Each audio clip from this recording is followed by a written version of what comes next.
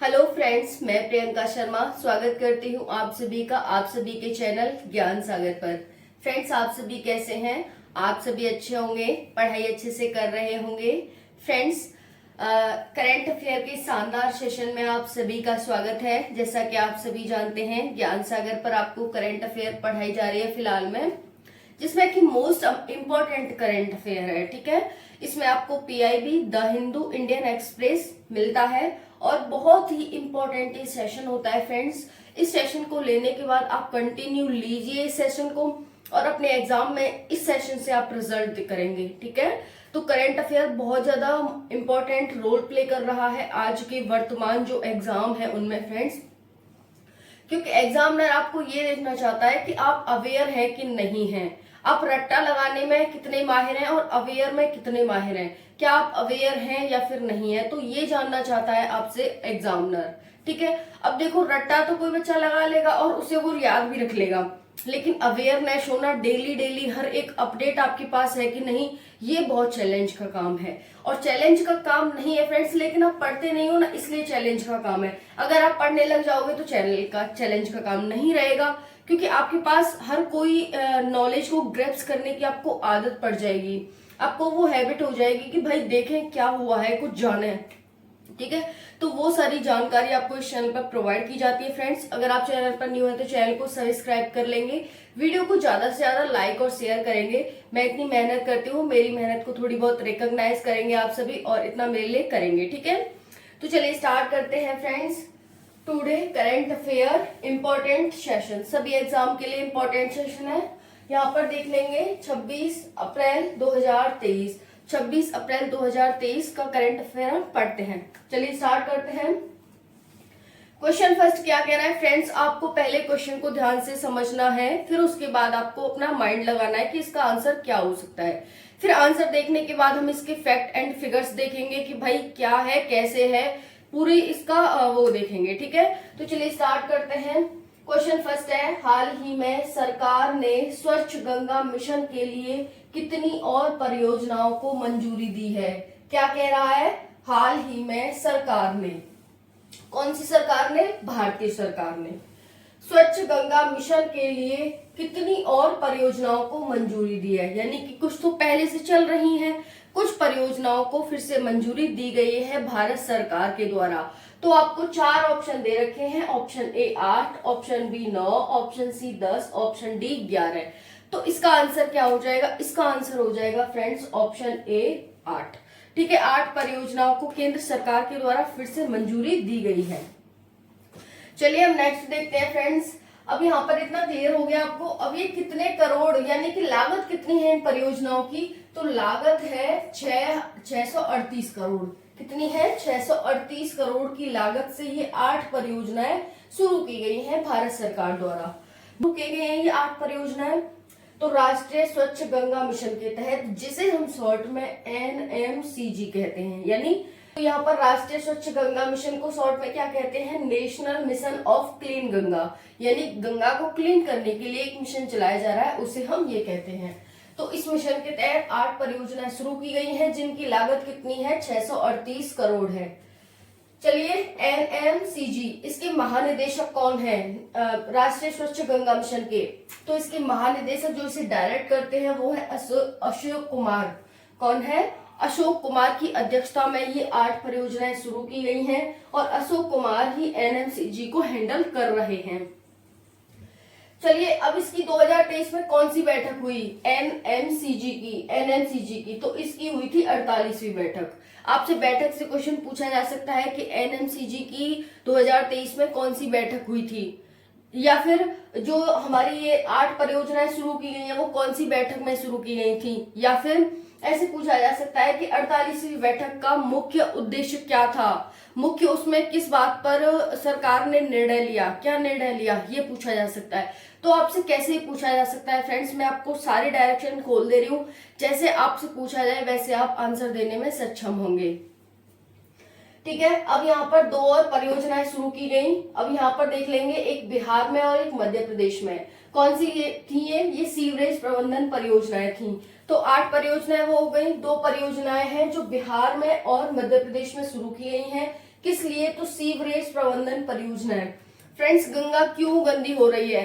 क्योंकि लोग उसमें सीवेज का पानी छोड़ रहे हैं। जो सीवेज होता है ना, उसे वहां जाकर खिला देते हैं वो, और जिससे गंगा हमारी गंदी हो रही है। कितनी पवित्र गंगा थी, लेकिन फ्रेंड्स इसने के बाद होने के बावजूद भी आज भी हमारी गंगा है वो उतनी ही पवित्र है। ठीक है, पवित्रता में तो उतनी ही है, लेकिन कहते हैं ना क्वालिटी तो उसकी वही है, लेकिन क्वांटिटी बिगड़ गई है कि भाई बदबू आने लगी है, ये सब वो सब। ठीक है, तो इस तरह से देख सकते हैं। जीव जंतु है वो मर जाते हैं। ठीक है, सीओडी बीओडी होते हैं, carbon oxygen demand and bio oxygen demand, वो बढ़ जाती है। तो फ्रेंड्स वो जीव होते हैं वो मर जाते हैं। चलिए अब देखते हैं नेक्स्ट उद्देश्य क्या है इसका। जो 8 परियोजनाएं शुरू की गई हैं और जो हमारी एनएमसीजी है, एनएमसीजी का उद्देश्य क्या है? राष्ट्रीय स्वच्छ गंगा मिशन का। तो गंगा नदी का संरक्षण करना, प्रबंधन करना, और उसके लिए राष्ट्रीय परिषद द्वारा इसे कार्यान्वित किया जा रहा है। उद्देश्य समझेंगे, गंगा नदी का संरक्षण करना, प्रबंधन करना, और इसके लिए राष्ट्रीय परिषद द्वारा इसे क्रियान्वित किया जा रहा है। स्थापित कब हुआ था ये मिशन?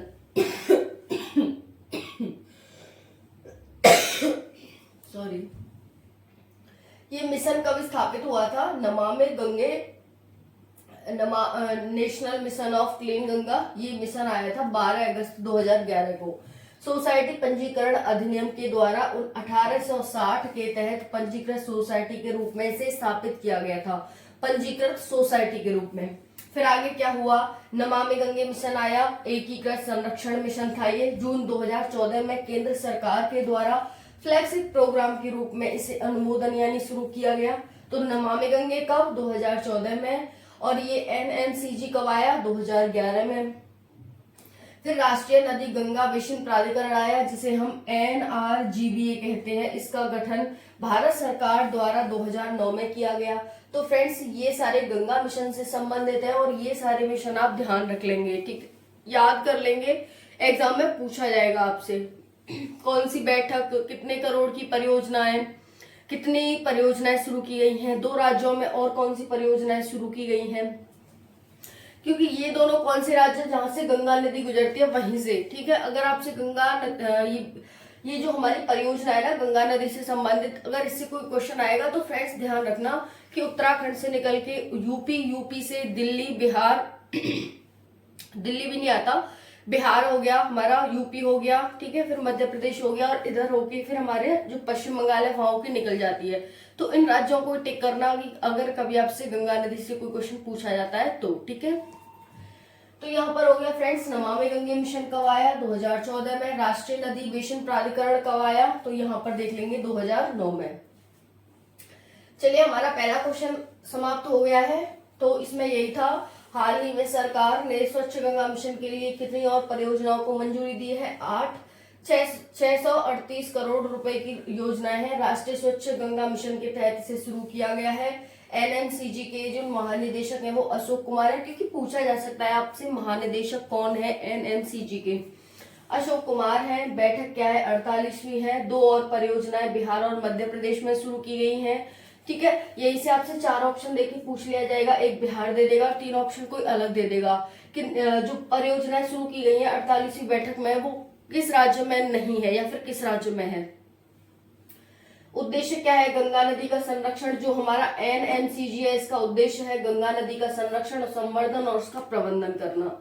ठीक है, स्थापित कब हुआ था ये एनएमसीजी? 2011 में। इसके तहत कौन सा अधिनियम था? सोसाइटी पंजीकरण अधिनियम 1880 के तहत पंजीकृत सोसाइटी के रूप में स्थापित हुआ था। नमामि गंगे मिशन हमारा कब आया? 2014 में। और राष्ट्रीय नदी गंगा बेसिन प्राधिकरण कब आया? 2009 में। तो ये आपको सारी डेटें याद रख लेनी है। अगर आपने एग्जाम दिया होगा तो आपको पता होगा कि ये कितने इंपॉर्टेंट होते हैं, कितने पूछे जाते हैं। चलिए नेक्स्ट देखते हैं, हाल ही में कौन सा भारतीय संस्थान तंजानिया में अपना पहला अंतर्राष्ट्रीय परिसर स्थापित करेगा?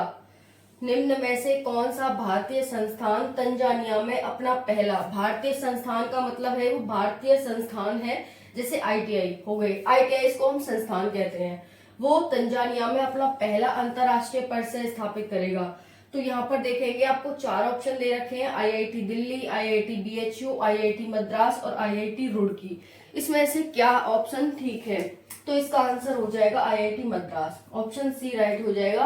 आईआईटी मद्रास ने हाल ही में तंजानिया में अपना पहला अंतरराष्ट्रीय परिसर स्थापित करेगा। चलिए अब इसके बारे में फैक्ट जान लेते हैं। क्या फैक्ट है आपको दिखाई दे रहे हैं, मैं थोड़ा सा नीचे कर देती हूँ। चलिए फैक्ट जानने की कोशिश करते हैं। ये हमारे पास 4 ऑप्शन हो गए। अब हम फैक्ट देखते हैं। यहाँ पर मोस्ट इंपॉर्टेंट है, अफ्रीका में स्थापित होने वाला पहला भारतीय प्रौद्योगिकी संस्थान है। पहला भारतीय प्रौद्योगिकी संस्थान है जो पूरा अफ्रीका महाद्वीप, ये सिर्फ तंजानिया तो एक देश है, ये अफ्रीका का एक देश है, अफ्रीका पूरा महाद्वीप है, तो पूरे अफ्रीका में ये पहला स्थापित होने वाला है जो भारतीय प्रौद्योगिकी संस्थान होगा। क्लियर? यानी अफ्रीका में पहला आईआईटी खुलने जा रहा है। सिंपल सी बात ये है, अफ्रीका में पहला भारतीय आईआईटी खुलने जा रहा है। अफ्रीका में कहा? तो तंजानिया में। चलिए हो गया इतना। अब यहाँ पर कब खुलेगा? अक्टूबर में स्थापित होगा, अक्टूबर में 2023 में हो जाएगा। आईआईटी मद्रास के 64वें स्थापना दिवस पर इनके निदेशक ने इसकी घोषणा की कि भाई हम कहाँ पर एक आईआईटी खोलेंगे, हम तंजानिया में एक आईआईटी खोलेंगे। क्यों खोलेंगे? भारतीय लोग पूरे विश्व में फैले हुए हैं, तो जो भारतीय लोग हैं उनको वहां पर सहूलियत मिल सके पढ़ाई लिखाई की। ठीक है, इसलिए जो भारतीय है, अभी हमने यूएई में खोला था क्योंकि यूएई में बहुत ज्यादा भारतीय रहते हैं, तो उन्हें अपनी पढ़ाई मिल सके। ठीक है, इस वजह से खोले जाते हैं। तो यहाँ पर खोला जा रहा है। निदेशक ध्यान रख लेंगे, मद्रास के जो आईआईटी मद्रास है उसके निदेशक कौन है? वी कामकोटी हैं। और स्थापना दिवस था इसका ये जो अक्टूबर में। ठीक है, तो इस वजह से इन्होंने 64वें स्थापना दिवस पर इन्होंने अपना ये घोषणा की है। यहाँ पर तंजानिया की राजधानी है डोडोमा। राजधानी आपसे पूछी जा सकती है, करंट से संबंधित है, और भाषा स्वाहिली है। भाषा क्या है? स्वाहिली। क्लियर हो गया? चलिए ध्यान से देख लेंगे कौन सा आईआईटी है जो पहली बार खोला जा रहा है अफ्रीका में। हो जाएगा इसका आंसर तंजानिया में। इसका आंसर क्या हो जाएगा? आईआईटी मद्रास। क्लियर? कोई डाउट तो नहीं है? डाउट हो तो कमेंट सेक्शन में पूछ सकते हैं आप। नेक्स्ट क्वेश्चन है, हाल ही में किस राज्य को अपना पहला मेडिकल कॉलेज स्थापित करने के लिए राष्ट्रीय चिकित्सा आयोग द्वारा मंजूरी मिल गई है? अब ये भी एक नया काम है कि इनके यहाँ पर मेडिकल नहीं था, मेडिकल कॉलेज नहीं था। इनके बच्चे थे वो बाहर के राज्यों में पढ़ने जाते थे, लेकिन अब इनको मंजूरी मिल गई है तो ये मेडिकल कॉलेज अपने यहाँ पर खोल सकते हैं। तो चलिए पढ़ते हैं क्या है। हाल ही में किस राज्य को अपना पहला मेडिकल कॉलेज स्थापित करने के लिए राष्ट्रीय चिकित्सा आयोग द्वारा मंजूरी मिल गई है? राष्ट्रीय चिकित्सा आयोग मतलब एनएमसी। 4 ऑप्शन है, त्रिपुरा, बी है नागालैंड, सी मणिपुर और डी असम। तो इसका आंसर हो जाएगा नागालैंड। नागालैंड राज्य को। और ये जो मेडिकल कॉलेज होगा वो उत्तर पूर्व भारत का पहला मेडिकल कॉलेज होगा। ये सिर्फ इस राज्य का ही नहीं बल्कि उत्तर पूर्व का पहला मेडिकल कॉलेज होगा। ठीक है, इसलिए इंपॉर्टेंट है ये। यहाँ पर नागालैंड हो जाएगा। स्वास्थ्य और परिवार कल्याण मंत्री जो नागालैंड के हैं पी पेवांग कोन्याक हैं। क्योंकि देखो हम यहाँ पर मेडिकल से संबंधित पढ़ रहे हैं, तो मेडिकल से कौन होते हैं? स्वास्थ्य मंत्री। तो स्वास्थ्य मंत्री आपको ध्यान रखने हैं नागालैंड के कौन हैं? पी पेवांग और यहाँ पर कोन्याक। फिर है 2014 में इसकी नींव रखी गई थी इस मेडिकल कॉलेज की। अब क्या हुआ है? सत्र 2023-24 यहाँ पर आरंभ हो जाएगा। ठीक है, अब यहाँ पर ये बन के स्टार्ट हो चुकी है। अब ये 23-24 सत्र चलेगा। आपसे ये पूछा जा सकता है कि कौन से सत्र में स्टार्ट हुई थी ये मेडिकल कॉलेज, है ना? 100 सीट होंगी इसमें। 85 है वो नागालैंड के छात्रों के लिए होंगी और 15 अन्य राज्यों के छात्रों के लिए रिजर्व होंगी। ठीक है, तो 85 रिजर्व है उसी राज्य के बच्चों के लिए, नागालैंड के लिए, और 15 अन्य राज्यों के बच्चों के लिए। 1963 में यानी 60 साल पहले पूर्वोत्तर में स्थापित होने वाला। 1963 से पहले तक क्या था? कोई स्ट्रक्चर नहीं था भारत का जो आज भारत का स्ट्रक्चर है। पहले तो भारत बहुत बड़ा हुआ करता था, है ना? तो ये मतलब पहला है पूर्वोत्तर राज्य में स्थापित होने वाला कॉलेज, पहला कॉलेज है मेडिकल कॉलेज। राष्ट्रीय चिकित्सा आयोग यानी एनएमसी ने 25 सितंबर 2020 को भारतीय चिकित्सा स्थान का लिया। अब देखो यहाँ पर ये क्या कह रहा है कि राष्ट्रीय चिकित्सा आयोग ने, जो राष्ट्रीय चिकित्सा आयोग है पहले उसे भारतीय चिकित्सा आयोग कहा जाता था, भारतीय चिकित्सा आयोग। तो भारतीय चिकित्सा आयोग का स्थान कब लिया था? 2020 में। यानी 2020 से भारतीय चिकित्सा को राष्ट्रीय चिकित्सा आयोग कहा जा रहा है। क्लियर हो गया? चलिए, अब यहाँ पर हेडक्वार्टर देख सकते हैं, इसका नई दिल्ली में है। किसका? राष्ट्रीय चिकित्सा आयोग का। पूछा जा सकता है स्थापना, इसका हेडक्वार्टर और इसके अध्यक्ष पूछे जा सकते हैं। डॉक्टर सुरेश चंद्र शर्मा इसके अध्यक्ष हैं। अब नेक्स्ट देखेंगे नागालैंड। नागालैंड की स्थापना 1 सितंबर 1963 को ये असम से अलग करके एक राज्य बनाया गया था। ठीक है, तो यहाँ पर देख सकते हैं 1 सितंबर 1963 अलग असम से अलग हुआ था। राजधानी इसकी कोहिमा है। सबसे बड़ा शहर इसका दीमापुर है। जिले इसमें 16 है। ठीक है, क्लियर हो गया? चलिए नेक्स्ट देख लेते हैं। पीएम मोदी ने रेडियो शो मन की बात के 100 एपिसोड को चिन्हित करने के लिए सरकार कितने रुपए का स्मारक सिक्का जारी करेगी? मोस्ट इंपोर्टेंट ये भी क्वेश्चन है एकदम। पीएम मोदी ने रेडियो शो जो चलता है मन की बात पीएम मोदी का, उसमें 100 एपिसोड पूरे हो गए हैं। चिन्हित करने के लिए, इस एपिसोड को चिन्हित करने के लिए 100 एपिसोड, जो 100वां एपिसोड है ना, उसे चिन्हित करने के लिए सरकार कितने रुपए का स्मारक सिक्का जारी करेगी? तो आपको 4 ऑप्शन दे रखे हैं, 100, 200, 300 या 400। तो देखो 100 एपिसोड हुए हैं तो 100 का ही सिक्का जारी करेगी। ठीक है, और वो सिक्का कैसा होगा? उसके बीच में, यानी कि फ्रंट पेज पे, जैसे ये सिक्का है मान लो, इसके फ्रंट पेज पर क्या होगा? अशोक स्तंभ का शीर्ष सिंह चिन्ह होगा। यानी अशोक स्तंभ का जो शीर्ष का सिंह होता है ना, वो चिन्ह होगा इस पर आगे की साइड। ओके, तो यहाँ पर देख सकते हैं 3 अक्टूबर 2014 को पहला शो हुआ था। पहला शो कब किया था पीएम मोदी ने? तो 3 अक्टूबर 2014 को किया था पहला शो। और अब इसे 100 शो पूरे हो चुके हैं। यानी ऐसा नहीं है कि एक साल में एक ही शो करते हैं, वो हर संडे इस तरह से करते हैं। हर संडे को ले लिया, 15 दिन में ले लिया, इस तरह से। तो उनकी 100 पूरे हो चुके हैं। देखो इसमें जो सिक्का है 50% चांदी है, 40% तांबा है, 5% निकल है, 5% जिंक है। और जो सिक्का है इसके नीचे सत्यमेव जयते लिखा होगा। ओके, और यहाँ पर जो है आप जो पीएम मोदी का जो शो आता है, जिसे हम मन की बात कहते हैं, वो आप डीडी न्यूज पर सुन सकते हैं, ऑल इंडिया रेडियो पर सुन सकते हैं और डीडी नेशनल पर सुन सकते हैं। ठीक है, तो ये इनके चैनल हैं जिन पर ये शो आते हैं, तो आप जाकर के सुन सकते हैं फ्रेंड्स। ठीक है, तो ये आज का हमारा करंट अफेयर था। इसकी पीडीएफ आपको कम्युनिटी पर मिल जाएगी। क्लास कैसी लगी कमेंट सेक्शन में जरूर बताना। वीडियो को ज्यादा से ज्यादा लाइक करना, शेयर करना एंड सब्सक्राइब करना। आप लाइक शेयर सब्सक्राइब में बहुत ज्यादा कंजूसी कर रहे हो, मत करो भाई, क्या हो जाएगा, कर दिया करो। ठीक है, चलिए मिलते हैं नेक्स्ट वीडियो में। Thank you. जय हिंद, जय भारत।